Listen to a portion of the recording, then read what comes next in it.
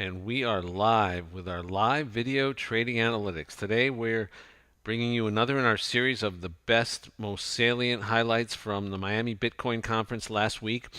Starting with a look at the markets today, just slightly up. All the major cryptocurrencies are slightly up today. No dramatic moves, but they're recovering somewhat from this sideways trend with a downward bias. Looking at the Yahoo heat map, you can see that several of the major cryptocurrencies are in the green. Bitcoin, Bitcoin Cash are both in the green, but these are small gains, and I don't really like the. I like the Yahoo heat map. It's a great idea, but it only goes from 0 to 6% on the color scale, and that's, as you know, in the cryptocurrency world, that's a pretty wimpy move, 6%. I mean, we're talking about, 20% moves in a day are not unusual. So when you're looking at 6%, I like to instead compare the major cryptocurrencies side by side, and this is in the longer term, and obviously just this very tail end right here is today.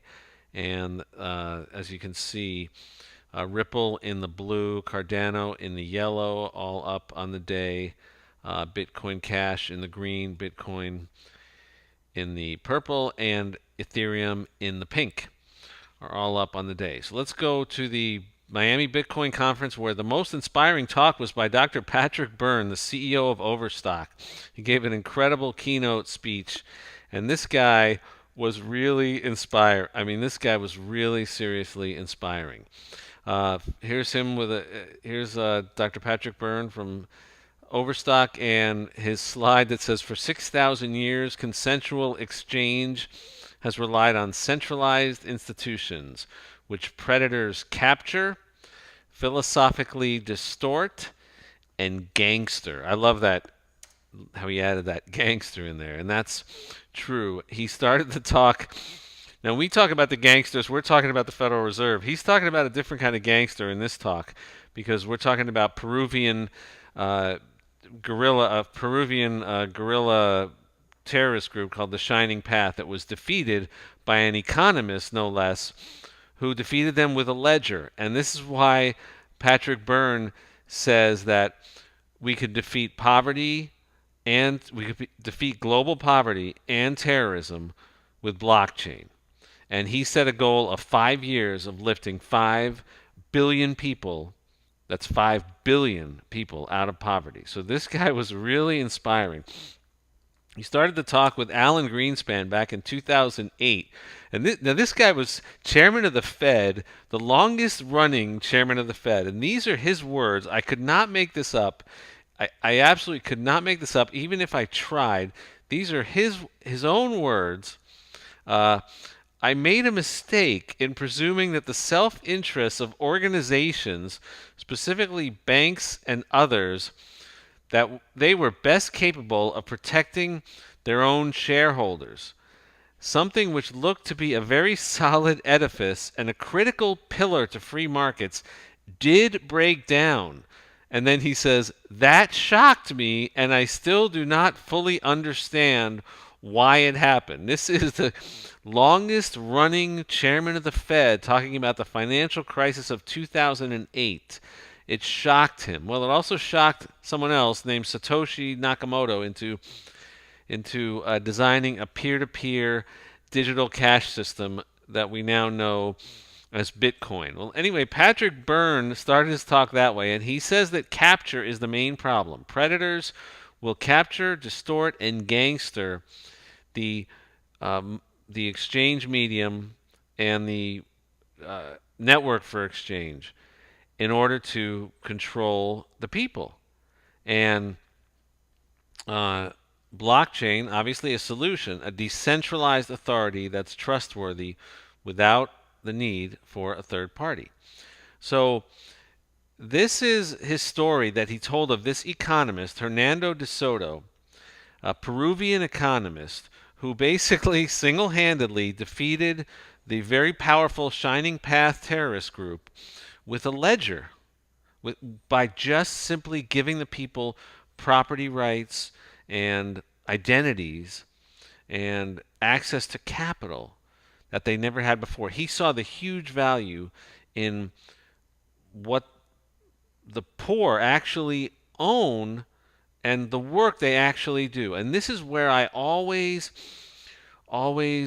differ with people who argue about the value of banking the unbanked, because they say they're going to that if we bank the unbanked, then we're going to estimate that's going to be worth this much money.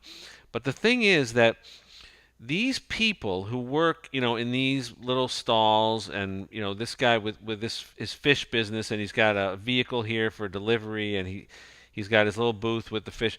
These people, they right now don't have an identity. They don't have title to land.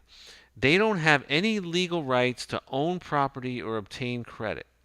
So when you look at the value of banking the unbanked, you have to look, and this is a point that Patrick Byrne brought up before I've never heard anybody else bring up this point.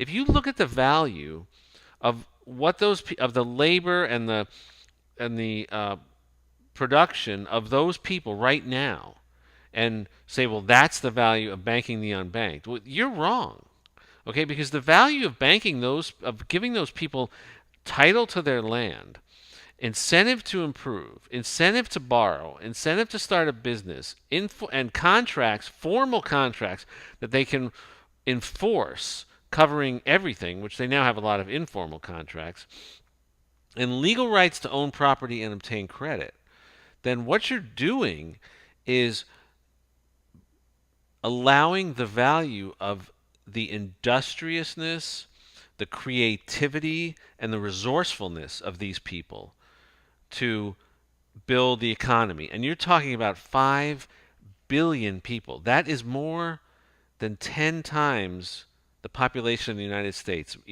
close to 20 times. But, 5 billion people, that's a huge number. So when you're talking about doing that, this guy, Hernando de Soto, he did it.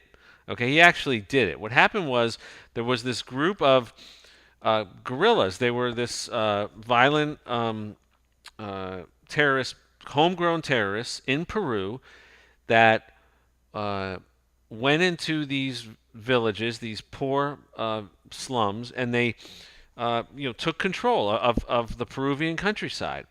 And so this economist started the Institute for Liberty and Democracy to fight these guerrillas, not with guns and bombs, but with a ledger.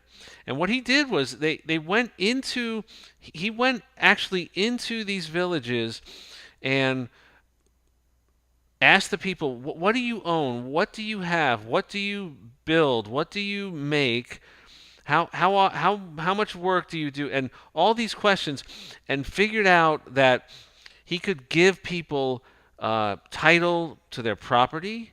Okay, he went through legal channels to establish laws to give people title to their property. He gave them ways to start businesses with the work they were already doing and the goods and services they were already producing, and start businesses. And he actually put a dollar value on this sort of semi-legal underground economy. Put titles and business ownership in the hands of these people. And that was the way that they defeated the Shining Path guerrillas, because these this terrorist group, basically the way that they operated, like most terrorist groups, was to bully the people into controlling their assets and controlling their resources and their labor, and taxing them into maintaining them, taxing them into abject poverty. And that's how terrorist groups operate. That's how ISIS works. They come into a town and they register everybody's name and give them an ID and register their home and everything they own, and then they keep the ledger, and that's how they get the power. They own that ledger, and when that power goes back to the people, okay, this led to massive economic growth in Peru through the 1990s, and some of these posters that they were showing the results of what was happening. 340,000 new businesses registered in Peru in only 3 years. And that's after this economist, Hernando de Soto, was able to establish legislation that gave these poor people identities and rights to their property that they could rely on, and the ability to have access to credit and establish businesses. So blockchain? So Patrick Byrne's big idea, which I after hearing him speak and being inspired, I'm completely with him, is that a global ledger that is self-verifying. Okay, it's a blockchain, so you know that blockchain is self-verifying. Each block is linked to the previous block by a cryptographic math puzzle and locked in place so that it's almost impossible to tamper with or alter or counterfeit or reproduce in any way or hack. And that blockchain will liberate people by giving them access to a verifiable, reliable, continuous string of identity and ownership that they can rely on as they work and start businesses and build assets, and that their industriousness and their creativity and their resourcefulness can now go into building a business. These people never had incentive before to, even though they had these assets that DeSoto proved were massively valuable, they never had any incentive to improve or borrow or start a business in any way. But now, with blockchain, not only can they do that, but with cryptocurrency, they can exchange value and store value even when their government is run by corrupt autocrats who just want to steal their assets and tax them into abject poverty, and steal, basically co-opt and um, uh, the all the fruits of their labor. So blockchain has that ability to bring economic freedom to the third world. And Dr. Patrick Byrne's goal, 5-year goal that he stated at the Bitcoin meeting in Miami, was to lift 5 billion people out of poverty. And that is awesome. It sounds like an insane goal, but when you think about the numbers, lifting 5 billion people out of poverty, what that could do for the world economy, and this is again why I think that people who limit Bitcoin and limit cryptocurrency to the numbers of the that we extract from the world economy today are making a big error, because they're failing to account for the potential industriousness, creativity, and resourcefulness of all these poverty-stricken people who want to own land, businesses, work, and improve their own lives and the lives of their families, but they don't have access to legal rights to own property or start businesses because they're living either under autocratic rule or terrorist groups, or in in completely unstable economies. So could blockchain solve global poverty and terrorism? After hearing Dr. Patrick Byrne's keynote speech at the Miami conference, I would say yes, it can. And that was, again, the most inspiring talk that I saw at the North American Bitcoin Conference in Miami. So again, slightly up day for all the major cryptocurrencies. And looking at the heat map, you can see several cryptocurrencies in the green. Uh, Nothing spectacular, but something of a comeback. And hopefully, this video has given you some information that you can put to use to make better, more informed, more research based cryptocurrency investment decisions. Ciao for now.